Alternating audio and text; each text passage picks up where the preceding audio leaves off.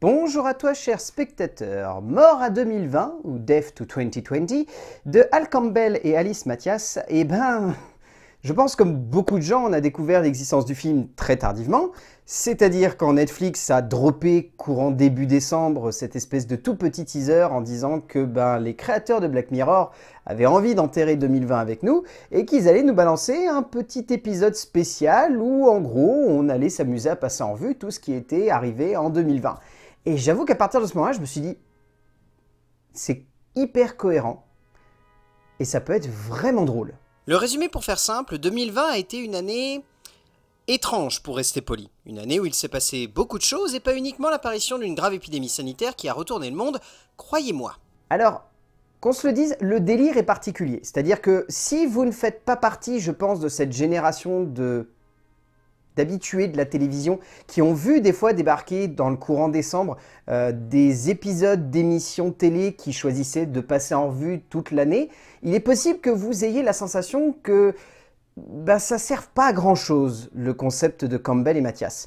Pour autant, moi personnellement, qui ai grandi avec les zappings de l'année, les guignols de l'année ou des choses comme ça, j'ai trouvé le film assez savoureux, assez jouissif, et je dois avouer qu'on y retrouve une nouvelle fois l'esprit un peu espiègle et décalé de Charlie Brooker, sous une forme un petit peu plus difficile à aborder parce que clairement la satire, qui est le genre là qu'il a voulu pleinement investir au travers de son écriture et que Mathias et Campbell choisissent eux d'accompagner avec cette forme qui sonne comme assez décalée et assez drôle, ça peut être un exercice qui peut être foireux si jamais on va dans une direction où on veut presque être trop parodique, ce qui est le film dans ses prémices et dans sa grande base.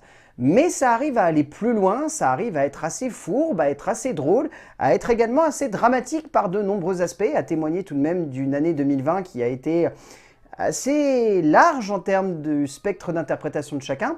Et c'est ça en fait qui donne un petit peu de cachet, qui donne surtout de la forme au film. C'est la manière avec laquelle tous les auteurs choisissent d'aborder la satire, genre très compliqué. La satire est un véritable exercice de style, un exercice qui demande beaucoup de réflexion et de logique quant à la manière d'aborder le genre et surtout de le mettre en forme à l'écran, sans céder à de nombreuses, voire trop nombreuses, facilités dramatiques ou esthétiques qui rendraient le récit assez inutile et vain.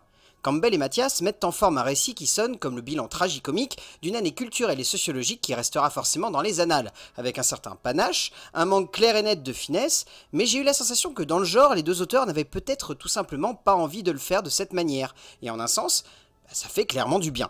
Alors, en termes d'écriture, je vous annonce, ça va être long.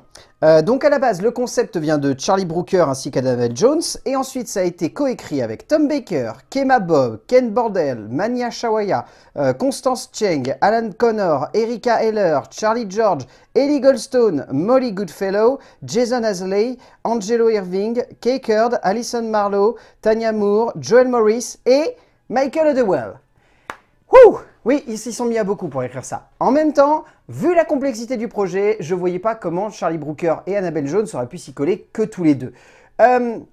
C'est très varié en termes de forme. Je trouve que ce qui réussit à fonctionner, c'est cet alliage assez fin entre la voix off qui va commenter des images d'archives de l'année 2020 et ces différentes interprètes qui vont chacun à leur manière choisir d'aborder de manière assez décalée et assez loufoque et en même temps assez crédible aussi en termes de regard, tout ce qui s'est passé dans l'année 2020. Le but étant quand même, je pense également de faire un gros travail journalistique. C'est pour ça que je pense qu'il y a autant d'auteurs. Et à mon avis, il y a forcément la moitié des auteurs qui se sont collés sur le côté très journalistique, très enquête, genre il faut vraiment brasser tout ce qui s'est passé dans l'année 2020, donc il faut qu'on ramène un petit peu tout ça sur le devant de la scène, et tous ceux derrière qui sont passés en mode, ok, on a ça, maintenant il faut arriver à en faire un regard un petit peu décalé et à s'amuser avec quelques fragments. Ce qui est plutôt bien fait, je trouve, malgré la sensation quand même assez rapide que si ça avait duré plus longtemps, on se serait clairement ennuyé.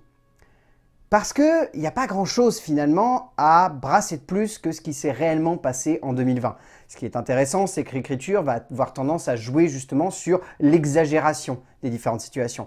Il va y avoir beaucoup de moqueries sur le Premier ministre anglais. Il va y avoir beaucoup, voire même énormément de moqueries sur le président américain. Il va y avoir quelques instants où on va se dire ce qui est arrivé là, c'était quand même vraiment surréaliste. Et ce qui est arrivé là, est-ce qu'on peut vraiment considérer que c'est un moment important? Ah bah oui, finalement, parce que par rapport à la conjoncture du pays, oui, pourquoi pas. Notamment un petit événement qui s'est passé en Angleterre au tout début d'année où la famille royale a été un petit peu ébranlée. Et tous ces petits jeux-là arrivent à renforcer l'écriture. C'est pas forcément des énormes jeux d'écriture qui vont faire en sorte que le film se renouvelle de bout en bout, mais c'est des petites touches par-ci par-là qui arrivent quand même à dynamiser un petit peu le concept de base, qui, soit dit en passant, reste quand même très fin si on se limite uniquement à l'idée de faire une satire sur 2020. Dans sa structure, le scénario que nous offrent Brooker et sa bande cherche avant tout à jouer avec ces bilans que l'on pouvait avoir durant une période sur Canal+ ou d'autres chaînes. Vous savez, ces bilans vidéo qui veulent brasser tout ce qui a fait une année et qui est remplacé aujourd'hui par les zappings avec des animaux ou les bêtisiers des shows télévisés. En soi, cette forme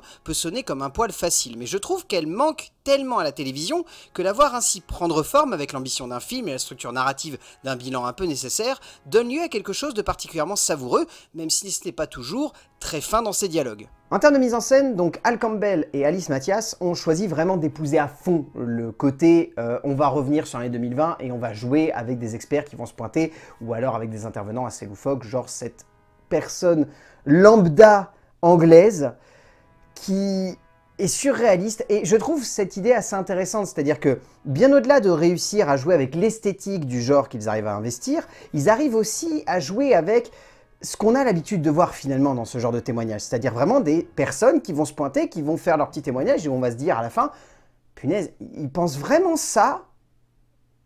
Ah oui, ok.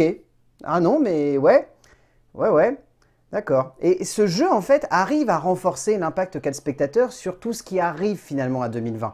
Et cette idée est vraiment intéressante parce qu'en termes de mise en scène, ça permet d'appuyer tous les effets comiques et dramatiques qu'il va y avoir au fur et à mesure qu'on va avancer. Il y a également un très joli jeu sur le côté un peu décalé qu'il y a pu y avoir parfois du côté de Internet, ou même de la télévision, ou même des réseaux sociaux, ou tout ce que vous voulez. Et je trouve que les deux auteurs arrivent très bien à mettre ça en relief. Le montage est extrêmement dynamique, et Dieu sait que si le montage n'avait pas été dynamique, l'ensemble aurait pu sonner comme beaucoup trop long. Or là, je trouve que sur 1h10, ça passe assez vite, et lorsqu'on arrive à la fin, on se dit « Ah, c'est déjà la fin !» Oh bah j'en aurais presque demandé un petit peu plus. Et c'est ça en fait qui est intéressant. Je pense que les deux auteurs ont réussi à pousser le genre dans ses retranchements, sans pour autant abuser de cette fine barrière, pour faire en sorte que le spectateur s'amuse quand même devant ce délire, et se dise pas au bout d'un moment « Ok, c'est drôle, mais c'est un poil long quand même. » Campbell et Mathias s'amusent avec l'esthétique du genre qu'ils mettent en forme, et même si cela va parfois dans un extrême où la mécanique est un poil trop bien rodée, donnant lieu à des moments qui sonnent comme un poil trop faux, le tout est clairement détonnant dans le genre, et ben ça fait un bien fou.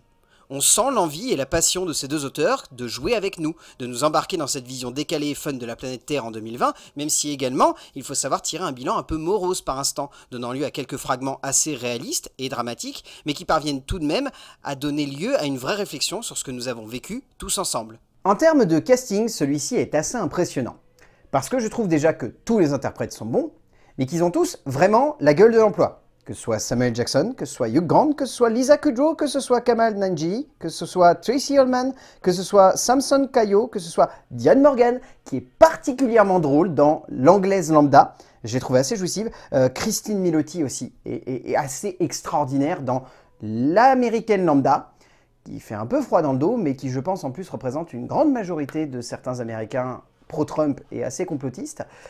Tout ce casting est génial. Vraiment, je trouve tout ce casting extraordinaire, je trouve qu'ils ont tous la gueule de l'emploi, et au-delà de ça, ils sont tous dans leur délire, et ça fonctionne du feu de Dieu. Chaque personnage est amusant, chaque interprétation se vaut, chaque instant où il s'amuse avec la caméra à remettre en forme l'année 2020 donne lieu à un tout que je trouve assez jouissif et explosif en termes d'interprétation. Au bout du compte, Mort à 2020, ou Death to 2020, est un délire. C'est un délire, et je pense que tout le monde ne va pas forcément adhérer à cette idée. Je pense qu'il y en a certains qui vont se dire peut-être que c'est un petit peu trop loufoque, ou il y en a certains qui vont se dire peut-être que c'est trop comique et pas assez réaliste sur ce qui s'est réellement passé. Peut-être qu'il y en a d'autres qui vont se dire que c'est trop fataliste et qu'il aurait fallu un petit peu plus de décalage pour rendre ça vraiment jouissif. Personnellement, je dois avouer que j'ai bien aimé le délire, j'ai trouvé qu'il était emmené dans la meilleure direction possible, que ça avait une ambition, et que ça arrivait à la tenir de bout en bout. Peut-être pas un truc de dingue, mais je pense que Mort à 2020 de Al Campbell et Alice Mathias est quand même un truc assez fun à regarder sur Netflix, et que je pense que ça pourrait détendre à l'idée que 2021 pourrait être tout aussi catastrophique. J'espère que ce ne sera pas le cas, mais si on a un Mort à 2021, va peut-être se poser des questions. A plus.